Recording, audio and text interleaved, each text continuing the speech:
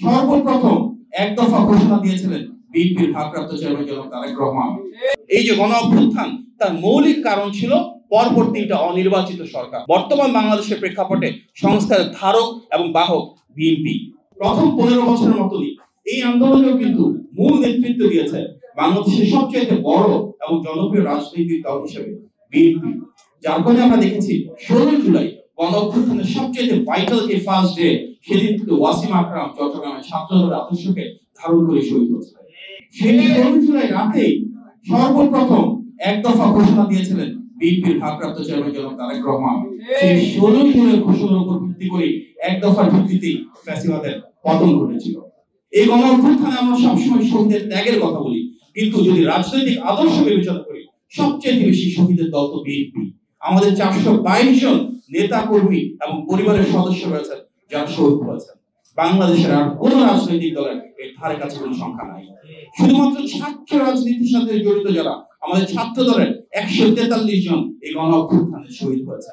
গত ১৬ বছরে গুম, খুন, হামলা, মামলা, গ্রেফতার, মানবাধিকার লঙ্ঘনের প্রতিটি ক্রাইটেরিয়াতে সবচেয়ে বেশি ত্যাগ এবং সংগ্রামে ভাস্কর হয়ে এই গণ অভ্যুত্থানে বিএনপি নেতৃত্ব দিয়েছে, ঠিক যেভাবে গত ১৫ বছর দিয়েছিল। কিন্তু এই গণ অভ্যুত্থান কেন? এর কারণ গত ৩টি নির্বাচন আমরা দেখেছি।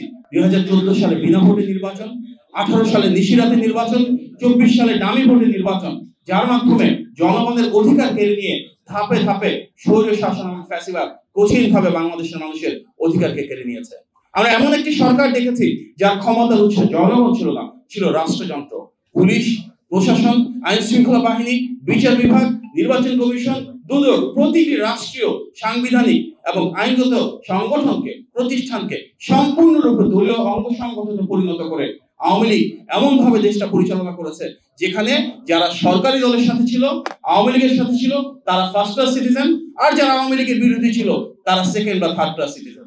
এক্সট্রিম মশার কয়েল প্ল্যান্ট ফাইবার দিয়ে তৈরি, ডেঙ্গু, চিকুনগুনিয়া বাহি সহ যে কোনো মশার বিরুদ্ধে দেয় এক্সট্রিম সুরক্ষা। যারা বিরোধী রাজনৈতিক দলের আদর্শের নেতা ছিলেন, কর্মী ছিলেন, সমর্থক ছিলেন, তাদের অধিকার এবং স্বাধীনতা প্রতিনিয়ত বারবার লুণ্ঠন করা হয়েছিল।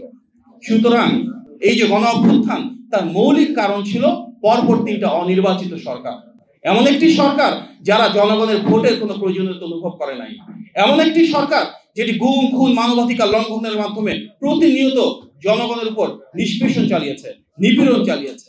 সুতরাং আমাদের যদি গণ অভ্যুত্থানের আকাঙ্ক্ষাকে বাস্তবায়ন করতে হয়, সবার আগে যে সংস্কার প্রয়োজন সেটা হচ্ছে নির্বাচনী ব্যবস্থার সংস্কার। সবার আগে যে সংস্কার প্রয়োজন সেটা হচ্ছে রাষ্ট্র ব্যবস্থার সংস্কার। এমন একটা রাষ্ট্র ব্যবস্থা যেখানে রাষ্ট্র পরিচালনার দায়িত্বে জনগণের ম্যান্ডেট নিয়ে, জনগণের ভোটে নির্বাচিত, জনগণের প্রতিনিধিত্বমূলক সরকার থাকবে। সেই বিশ্বাস থেকে, সেই আস্থা থেকে সবার আগে কিন্তু সংস্কারের কাজ শুরু করেছে বিএনপি। আজকে অনেকেই হয়তো সংস্কারের কথা বলছেন ৫ই আগস্ট শেখ হাসিনা পালনের পর প্রথমবারের মতন, কিন্তু আমরা যদি ইতিহাস পর্যালোচনা করি, সেই ২০১৬ সালে ভিশন 2030-র মাধ্যমে সর্বপ্রথম সংস্কারের প্রস্তাবনা দিয়েছিলেন দেশনেত্রী বেগম খালেদা জিয়া। ২০২২ সালে ২৭ দফা দিয়েছিলেন আমাদের ভারপ্রাপ্ত চেয়ারম্যান জনাব তারেক রহমান। ২০২৩ সালে যে বৃহত্তর জাতীয় ঐক্যের কথা আমরা বলি, সেটি স্থাপনের মাধ্যমে কিন্তু বাংলাদেশের সকল গণতন্ত্রকামী দলকে একটা প্ল্যাটফর্মে এনে, যুগপৎ আন্দোলনের শরিক সব রাজনৈতিক দলকে এক জায়গায় এনে ৩১ দফা প্রণয়ন করেছিলেন আমাদের ভারপ্রাপ্ত চেয়ারম্যান জনাব তারেক রহমান।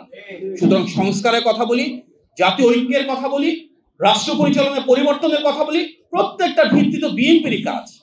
আজকে দ্বিকক্ষ বিশিষ্ট সংসদ, প্রধানমন্ত্রীর টার্ম কয়বার হবে, রাষ্ট্রপতির সাথে প্রধানমন্ত্রীর ক্ষমতার কি ভারসাম্য হবে, প্রশাসনকে আমরা কিভাবে ঠেলে সাজাবো, গণমানুষের কাছে কিভাবে অধিকার ফিরিয়ে দিব, প্রত্যেকটার মৌলিক ভিত্তি আমাদের ৩১ দফায় রয়েছে।